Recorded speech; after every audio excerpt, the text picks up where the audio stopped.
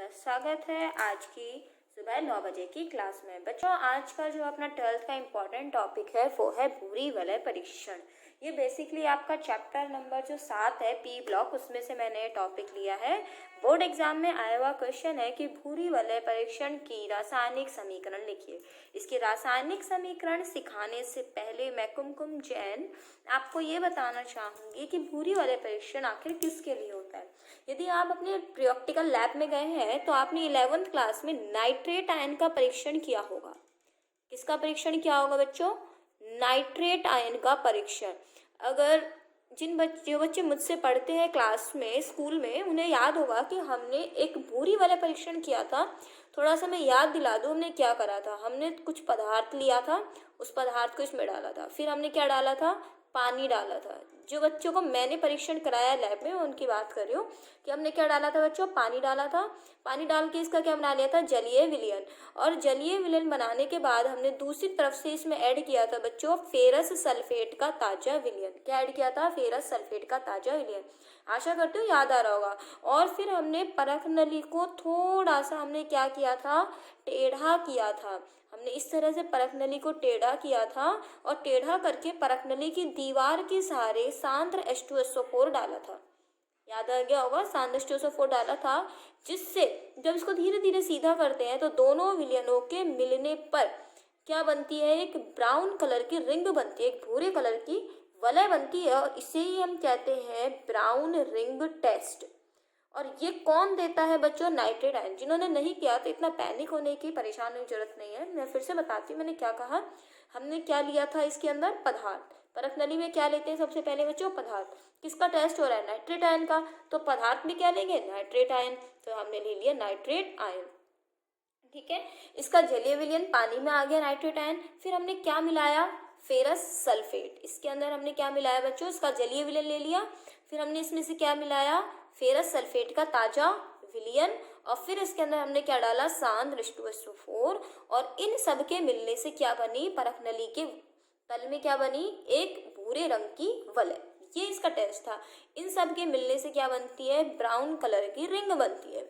क्योंकि पहले हमें टेस्ट आना जरूरी है बच्चों। 12th क्लास में आप ये 12th क्लास में प्रैक्टिकल रिपीट होता है, और यही प्रैक्टिकल हमारे किस में है? इसी के समीकरण हमारे चैप्टर नंबर 7 पी ब्लॉक में है, जो कि पेपर में आती है। और मैं आपको बता दूं चैप्टर नंबर 7 आपका 4 नंबर का चैप्टर है, जिसमें से परीक्षण आपके समीकरण है। अब समीकरण पे आते हैं। क्योंकि ये तीनों चीज हमें पता है कि ये इसके अंदर डलने वाले हैं, तो ये इंग्रेडिएंट हो गए अपने से। किचन में डालते हैं ना कि रेसिपी बनाते टाइम क्या क्या चीजें इसके अंदर हमने सामग्री डाली, तो वही हमने रेसिपी बनानी है। तो सबसे पहले हमने बच्चों क्या लिया? Nitrate ion. क्या लिया बच्चों? Nitrate ion. और इसके अंदर हमने क्या डाला? इसके अंदर हमने डाला फेरस सल्फेट। फेरस सल्फेट का जलीय विलयन। अब फेरस आयन क्या होते हैं बच्चों? इसमें फेरस और सल्फेट अलग अलग हो जाएंगे, तो फेरस आयन क्या हुए? Fe+2। क्या बन गया? Fe+2। फेरस सल्फेट का फेरस आयन ले लिया। फिर हमने क्या डाला? अम्ल। अम्ल से क्या प्राप्त होते हैं? H+ ion. प्राप्त हो गए H+ आयन। अब इससे क्या क्या बनेगा? अब देखो, तीनों चीजों से कुछ ना कुछ हम बनाएंगे। याद करने के लिए बता रही हूँ। NO3- चेंज किस में हो जाएगा? NO में। Fe+2 किस में चेंज हो जाएगा? Fe+3 में। और जो H+ है, इससे क्या बन जाएगा? H2O। एक एक चीज याद करोगे तो याद हो जाएगा। NO3- से क्या बना? NO। Fe+2 से क्या बना? Fe+3। ऑक्सीकरण हो गया, क्योंकि अम्ल है, ऑक्सीकरण कर देता है। और ये H+ से क्या बन गया? H2O। अब क्या करना है हमको? देखिए, यहाँ से सारी चीजें हम ले लेते हैं। यहाँ से हमने क्या ले लिया? NO ले लिया। फिर क्या ले लिया? Fe+2। देखो, यहाँ से आपको एक चीज याद रखनी पड़ेगी, Fe+2 से Fe+3 में यहाँ चेंज हुआ, लेकिन जो आयन Fe+3 में चेंज नहीं हो पाते वो आयन यहाँ से हम लेते हैं Fe+2 के। सारे आयन चेंज नहीं हो पाते। और साथ में जो हमारा बना ये H2O, वो हमने यहाँ से इसको ले लिया। बस आपने इन तीनों को लेना है, लेकिन अवस्था कौन सी लेनी है? Fe+2। अब इसके बाद आप इन तीनों से मिलके क्या बनाएंगे? जो बनेगा वही हमारा क्या होगा? भूरी वलय परीक्षण। ये जो अपन ने बनाया ना, ये देखो सूत्र क्या बनेगा अपना? FeH2O। H2O कितने ले आएंगे? H2O का होल 5। और ये क्या बना अपना? NO। ये जो कॉम्प्लेक्स आपका बना, संकुल जो आपका बना, जिसे हम क्या कहते हैं? ये जो भूरी वलय बनती है ना, इसमें यही संकुल बनता है, और साथ में बन गया H2O। तो यहाँ से आपको ये जो संकुल है ये याद रखना पड़ेगा बच्चों, बहुत इंपॉर्टेंट है, इसीलिए मैं अभी बता रही हूँ। डेली डेली आप इसको रिपीट करेंगे ना तो ये रिएक्शन आपकी छप जाएगी दिमाग में और आप भूलेंगे भी नहीं इसको। दोबारा से देखते हैं, देखो सबसे पहले हमने क्या लिया, चलो हम इसको एक बार हाइड कर देते हैं, इसको हम नहीं देखते हैं कि क्या लिया हमने ऐसे क्या कर दिया, इसको छुपा दिया इसको, ठीक है। हमें क्या याद रखना है, ये NO3 माइनस है, ये FeSO4 है और H2SO4 है। देखो सबसे पहले हमने क्या लिया, नाइट्रेट आयन लिया, फेरस सल्फेट से क्या लिया, Fe+2 लिया, H2SO4 से क्या आ गए, H+ आयन आ गए। अब देखो NO3 माइनस किस में चेंज हो गया, NO में, Fe+2 किस में चेंज हो गया, Fe+3 में, और H+ से क्या बन गया, H2 बन गया। अब इन तीनों का हमें, ये तो पहली इक्वेशन हो गई, अब जो दूसरी इक्वेशन थी वो क्या लिखनी है, मैं दूसरी इक्वेशन यही लिख रही हूँ आपके लिए ना। दूसरी इक्वेशन में देखो NO प्लस Fe+3 है, इसकी जगह क्या लेना है, Fe+2 और H2O, इन तीनों से मिला के कॉम्प्लेक्स लिखना है। हमें क्या लिखना है, संकुल लिखना है। तो Fe ले लो, H2O कितने लेने हैं, यहाँ से 5 लेने हैं, और ये क्या ले लिया हमने, NO, और इसको ब्रैकेट बंद करके कितना आ जाएगा, आवेश +2 बस। और जो हम एक H2O जो है यहाँ से, क्योंकि यहाँ पर H2O कितने लिए जाते हैं, 6, बस ये आपको याद रखनी है बच्चों। इसमें और कोई ट्रिक अपने पास नहीं है, इस रिएक्शन अपनी ये थी, छुपाकर इसलिए लिखा दोबारा कि वापस एक बार रिपीट कराई जा सके। देखिए इसमें एक चीज़ और बैलेंसिंग और कर लेते हैं यहाँ से।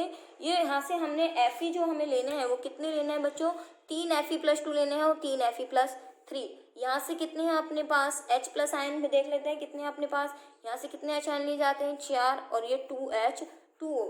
इसके बाद यहाँ से H2O ध्यान रखिएगा, 5 और 1 6 हैं, तो कितने H2O ले लेना, यहाँ से 6 H2O आप ले लीजिएगा, ठीक है। तो ये वाली जो इक्वेशन अपनी बनी, यही है भूरी वाला परीक्षण जो पेपर में आती है। लैंग्वेज कोई नहीं पूछा आपसे, लैंग्वेज क्या है, क्या आता है पेपर में, इसकी समीकरण लिखिए, बस आपको ये 3 याद रखना है। NO3 माइनस ले लिया, इसमें से फेरस ले लिया, इसमें से H+ आयन ले लिया, NO3 से NO बन गया, +2 से +3 बन गया, H से क्या बन गया, H2O।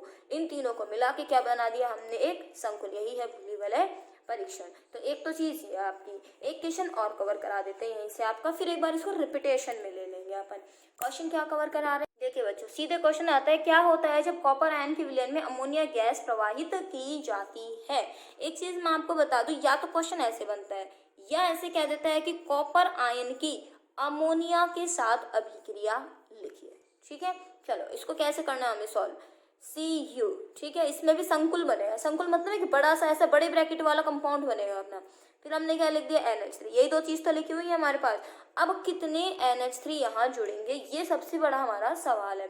यहाँ आवेश कितना है, 2 का दुगना कर दीजिए, कितना आ गया, 4, और ये लगा दिया इस पर आवेश, बड़ा ब्रैकेट ला के लगा दिया +2। ध्यान रखिएगा ये जो अपना विलयन आता है ये नीले रंग का आता है, कारण भी बता देती हूँ नीले रंग का। चलो अभी तो नहीं समझ में आएगा, अभी अपन ने कंसेप्ट नहीं पढ़ा है नीले रंग का कंसेप्ट क्या होता है। वैसे ये है कि कॉपर आयन में एक Cu+2 में एक एगमित इलेक्ट्रॉन होता है और एगमित इलेक्ट्रॉन की वजह से रंग प्रदर्शित होता है। इसी से बिल्कुल सेम मिलता जुलता क्वेश्चन एक और है जो पेपर में आता है, जिसे साथ के साथ आप याद कर सकते हैं।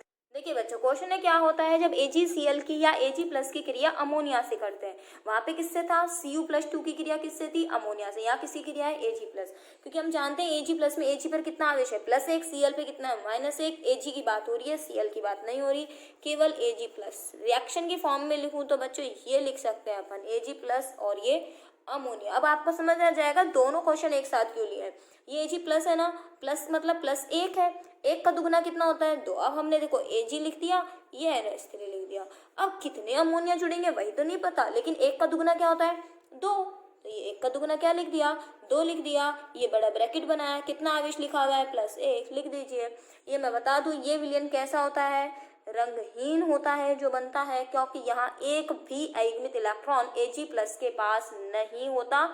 प्लस मतलब +1, 1 लिखे चाहे नहीं लिखे एक ही बात है। ध्यान रखिए अगर AgCl ऐसे लिख देता कि Ag+ अमोनिया की अभिक्रिया लिखे तो बच्चों प्रोडक्ट जो बनता ना अपना वो सेम बनता, NH3 का होल ट्वाइस प्लस यही प्रोडक्ट बना। इसमें से क्या अलग हो जाएगा, Cl, ये लीजिए Cl- को अलग कर दीजिए। अगर इस तरह से आ जाता है कि इसको पूरा करो तो ऐसे लिख देंगे, और अगर ऐसे आता है तो अपना प्रोडक्ट वही है, सेम रिएक्शन है। तो बच्चों ये जो 3 प्रश्न मैंने आपके सामने लिखे ना, ये तीनों बोर्ड एग्जाम में RBSE बोर्ड में क्वेश्चन ऐसे ही आते हैं, सीधे सीधे प्रश्न आते हैं।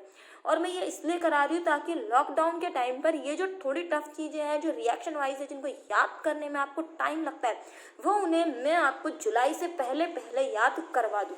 एक बार और देख लेते हैं ताकि हमारे छप जाए दिमाग में। ये कॉपर +2 की रिएक्शन किससे थी? अमोनिया से। ये Ag+ की अभिक्रिया किससे थी? अमोनिया से। यही तो थी अपनी रिएक्शन।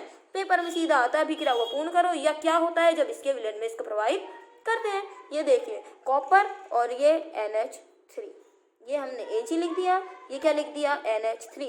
हमने इतना इतना काम दोनों का पूरा कर लिया। ठीक है, कितना लिख रहा है? 2, 2 का दुगुना 4, लगा दिया। आवेश कितना है? +2, तो यहाँ कितना लिख दिया? +2। यहाँ पे कितना लग रहा है? आवेश +1, 1 का दुगुना 2, और यहाँ पे कितना आवेश है? +1, तो यहाँ भी कितना आ जाएगा? +1। देखिए कितना आसान हो गया हमारा प्रोडक्ट बनाना। तो इस तरह से आप अपनी तैयारी को लगातार बनाए रखिए। मैं कोशिश करूंगी आपको मोस्ट इम्पॉर्टेंट टॉपिक इसी लॉकडाउन में कवर करा दूं चैप्टर के साथ साथ।